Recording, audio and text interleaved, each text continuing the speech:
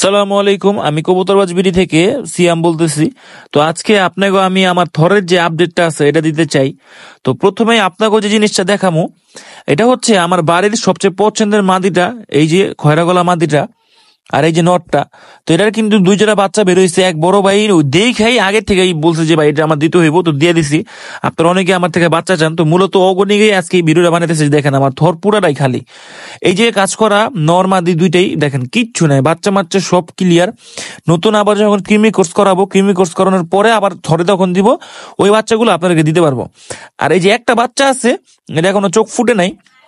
তো এই জোড়াটা এই বাচ্চাটার জন্য এলাকার এক ক্লোজ ভাই তারা বইলা রাখছে, তো এটাও দিতে পারতেছি না। আসলে এই কবুতর গুলা মনে করেন যে বাচ্চা অবস্থায় এলাকার ক্লোজ ভাই ব্রাদার আর আশেপাশের মানুষ যারা আছে সবাই মনে করেন বইলা রাখে, এই জন্য আর কি দিতে পারি না।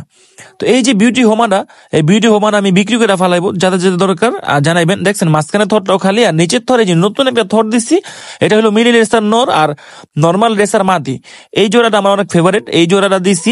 দেখি যে আমি কোন আমি তো বেশিরভাগ গিরিবাস উড়াই, রেসার উড়াই না। এখন ভাবতেছি যে রেসার উড়াবো। তো সবাই দোয়া করবেন আমার এই রেসার কবুতরগুলোর জন্য। এই জোড়াটা থেকে যে ডিম বের হবে, অবশ্যই এই ডিমটা আমি বাসায় উড়াবো, এই ডিমটা বিক্রির কোনো চিন্তা ভাবনা নাই।